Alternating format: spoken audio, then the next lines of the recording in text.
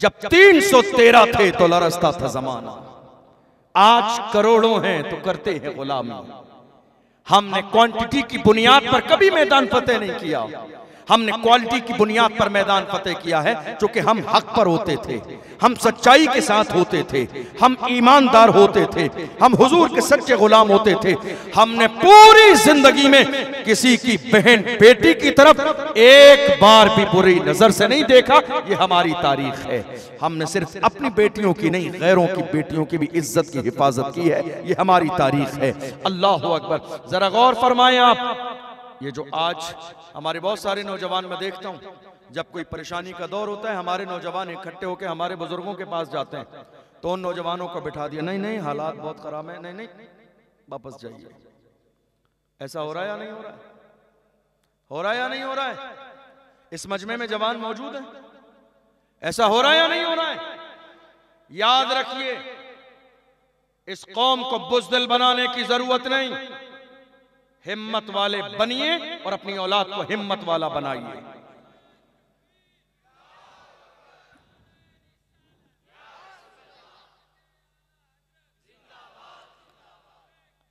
मैं ये नहीं कहता हूं, मैं हरगिज ये नहीं कहता हूं आप शोर शराबा करें, आप माहौल खराब करें, आप फसाद करें, हरगिज नहीं।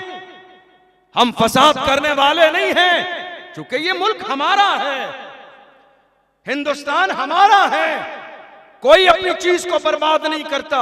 लेकिन हां, मैं इतना जरूर कहता हूं, जुल्म के खिलाफ खड़े होने की आदत जरूर डालिए, जुल्म के खिलाफ खड़े होने का मिजाज पैदा जरूर कीजिए। हम जिस मुल्क में रहते हैं ये जमहूरी मुल्क है, हम जिस मुल्क में रहते हैं इस मुल्क के अंदर एक निजाम है, हम जिस मुल्क में रहते हैं इस मुल्क के अंदर एक सिस्टम है, हम जिस मुल्क में रहते हैं उसके अंदर एक पूरी तरतीब बनी हुई है। आपको ऐसा लगता है कि आप पर जुल्म किया जा रहा है तो नहीं, आप अपनी आवाज को कानून के दायरे में उठाइए, ये कानून ने आपको इजाजत दी है। ऐसा काम मत कीजिए जो कानून के खिलाफ हो, लेकिन कानून तो है, कानून के दायरे में रह के आप अपनी आवाज बुलंद कीजिए। आज बहुत सारे लोग हैं जो माहौल को खराब करने की कोशिश करते हैं और कहते हैं नहीं साहब कहीं कोई सुनवाई नहीं होती है। बात ऐसी नहीं है, आप जुल्म के खिलाफ खड़े ही नहीं हुए, सुनवाई होती तो कहां होती, आप खड़े तो होते, जुल्म के खिलाफ आवाज तो उठाते। अल्लाह अकबर। आज हालात ऐसे हैं, अल्लाह अकबर, क्या कहा जाए और क्या ना कहा जाए। हमारे दरमियान बहुत सारे ऐसे लोग हैं जिनका लिबास तो सफेद है, जिनका लिबास तो सफेद है, लेकिन कारनामे सारे काले हैं। कौम की दलाली कौन कर रहा है आज? यही लोग जो आस्तीन में छुपे हुए सांप की तरह जहर फैलाने का काम कर रहे हैं। इन्होंने ही तबाह बर्बाद किया है, यही मुजरिम हैं, यही कौम के लिए सबसे ज्यादा नुकसानदेह है। याद रखिए, अल्लाह का कुरान ऐसे लोगों को मोमिन नहीं मुनाफिक कहता है। और मुनाफिकीन के लिए कुरान के अंदर फरमाया गया 5वें पारे में, इन्नल मुनाफिकीन फी दरकिल अस्फल मिनन नार। इन मुनाफिकीन के लिए अल्लाह ने जहन्नम का भी सबसे निचला तबका तैयार किया है। गैरों की खुशी के लिए, चापलूसी के लिए, लोगों को राजी करने के लिए ये खबरें, ये मुखबरी, ये दलाली क्यों की जा रही है? तुम्हारे लिए इज्जत का रेड कलर का कारपेट नहीं बिछाया जाएगा। नहीं साहब, आप मुखबरी करते, आपके लिए इज्जत का ताज है, रेड कलर का कारपेट है। डॉक्टर राहत इंदौरी ने कहा, लगेगी आग तो आएंगे घर कई इज्जत में, यहां पे सिर्फ हमारा मकान थोड़ी है। दुनिया तुम्हारी औकात समझ गई है। जो अपनी कौम का न हुआ वो हमारा कैसे हो सकता है? जो अपने पड़ोसी का न हुआ वो हमारा कैसे हो सकता है? जो अपनों का न हुआ वो हमारा कैसे हो सकता है? अल्लाह के महबूब ने इरशाद फरमाया, अल मुस्लिमो कल जसद। तमाम दुनिया के कलमा पढ़ने वाले आपस में भाई भाई हैं। अगर मेरे नबी फरमाते हैं, अगर जिस्म में तकलीफ हो जाए, उंगली में कांटा लग जाए, तो क्या पूरे जिस्म को तकलीफ नहीं होगी? होगी या नहीं होगी? पूरे जिस्म को तकलीफ होगी। कलमा पढ़ने का भी मयार इतना है। ये जात बिरादरी में आप बटे, इस्लाम ने नहीं बांटा। ये काला है, ये गोरा है, ये अंसारी है, ये मंसूरी है, ये मुल्तानी है, ये छीपा है, ये शेख है, ये पठान है, ये अब्बासी है, ये सिद्दीकी है। इस्लाम ने नहीं बांटा है ये। ये आज आप बटे हैं और इसी चीज का फायदा आज पूरी ताकत के साथ दुनिया उठा रही है। आप बटे हैं इन चीजों में। डॉक्टर इकबाल ने हमें ये मिजाज दिया था, यूं तो सैयद भी हो, मिर्जा भी हो, अफगान भी हो, तुम सभी कुछ हो बताओ तो मुसलमान भी हो। जात बिरादरी का फर्क नहीं, मिर्जा हैं, सैयद हैं, अफगान हैं। डॉक्टर इकबाल ने कहा नहीं, ये मिजाज मत रखो। देखो हालात क्या हैं, शोर है हो गई दुनिया से मुसलमान नाबूद। हम ये कहते हैं कि थे भी कहीं मुस्लिम मौजूद, वज़ा में तुम हो नसारा तो तमद्दुन में यहूद। ये मुसलमान हैं जिन्हें देख के शर्माए हुनूद, यूं तो सैयद भी हो, मिर्जा भी हो, अफगान भी हो, तुम सभी कुछ हो बताओ तो मुसलमान भी हो। कयामत के मैदान में बिरादरी नहीं, तुम्हारा ईमान पूछा जाएगा, ईमान पूछा जाएगा। आज हमारी बेटियां बूढ़ी हो जा रही है घर में बैठे हुए, 30 साल 35 साल 40 साल, लेकिन हमारी कौम का जो नाक का मसला है, नाक का मसला, वो नीचे आने के लिए तैयार ही नहीं है। इस्लाम ने हमसे ये तो नहीं कहा, इस्लाम ने ये नहीं कहा नहीं तुम्हारी शादी 20 लाख के बगैर नहीं होगी। कहां हैं वो लोग जो हुजूर की मोहब्बत का और इश्क का नारा लगाते हैं? मेरे नबी ने खातून जन्नत का निकाह मस्जिद नबवी में किया। मुझे बताओ कि उनकी बेटी से ज्यादा अजीम बेटी इस कायनात में है कोई? क्या खातून जन्नत से ज्यादा अजीम बेटी है कोई? वो बेटी जिस बेटी की शान के है, हदीस में है, इदा दखलत अला नबी सल्लल्लाहु अलैहि वसल्लम फकाम इलैहा फकब्बलहा व अजलसहा फी मजलिसिही। हदीस में है कि जब खातून जन्नत आती थी तो मेरे नबी उनके इस्तकबाल के लिए उठ के खड़े हो जाते थे। इतनी अजीम बेटी है मेरे रसूल की कि खुद मेरे नबी इस्तकबाल के लिए उठ के खड़े हो रहे हैं।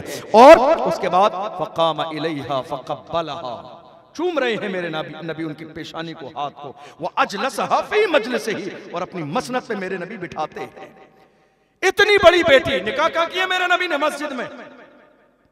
कलमा पढ़ने वालों जरा अपने ईमान को टटोलने की कोशिश करो। तुम्हारी बेटी का निकाह कहां हो रहा है? स्टेज पर।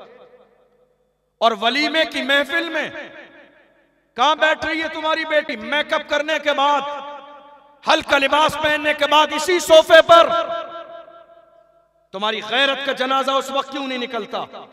तब तुम्हें क्यों याद नहीं आता लब्बैक या रसूलल्लाह का नारा लगाने वाले हैं? कोई भी लब्बैक वाला अपनी बेटी को सजा सवार के सोफे पे पूरी आवाम के सामने हरगिज़ नहीं बिठा सकता।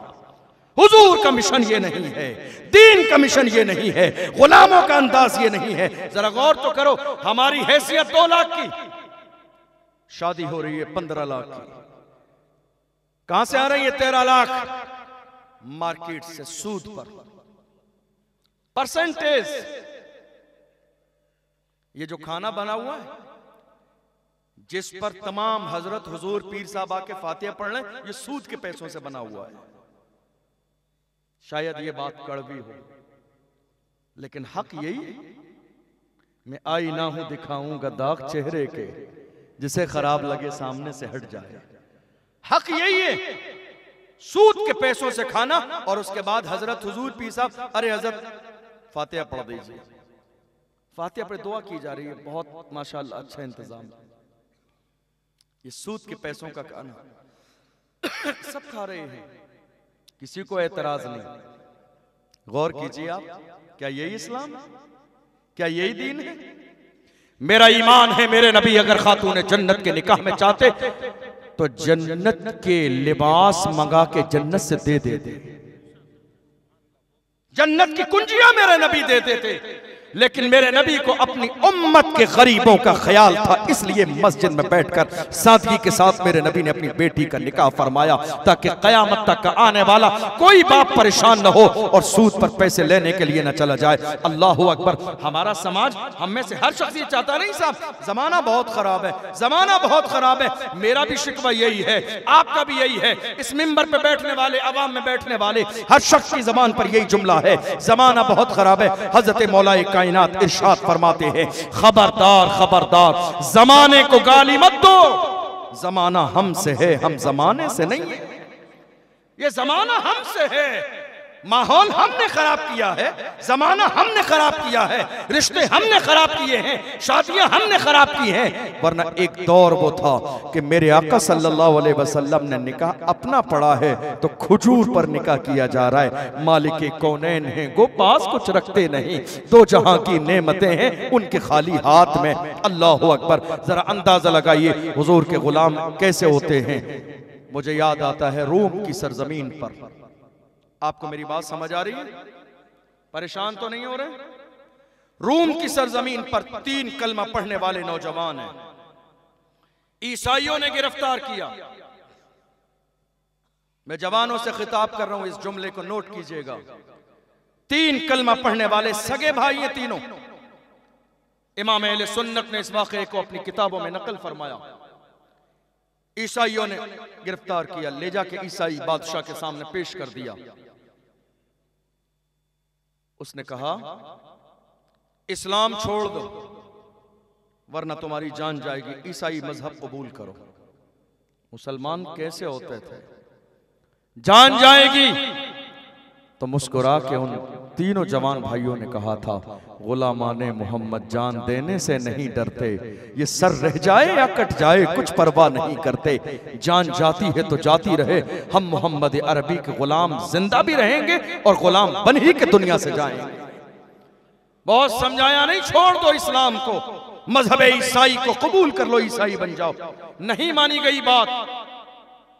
कहा नहीं माने जाएगी। पूरे मजमे के सामने जैतून का तेल मंगाया, एक कढ़ाई मंगाई, आग जलाई गई, कढ़ाई रख दी गई और जैतून का तेल भर के उसमें डाल दिया गया।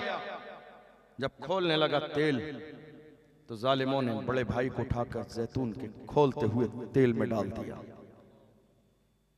इस्लाम के लिए कुर्बानियां हमें इसलिए नहीं मालूम चूंकि हमने कुर्बानियां नहीं दी हैं। हमें विरासत में इस्लाम मिल गया और विरासत में आसानी से मिलने वाली चीज का कदर और अहमियत नहीं होती है। जलते हुए खोलते हुए तेल में डाल दिया गया। मगर 2 भाई बराबर जवान हैं, रो नहीं रहे, आंखों में आंसू नहीं है, मुस्कुरा रहे हैं। गोया कि वो अपने अंदाज में कह रहे हैं, ए दुनिया वालों याद रखो, मेरे भाई ने जान दे दी उसी की थी, हक तो ये है कि हक अदा ना हुआ।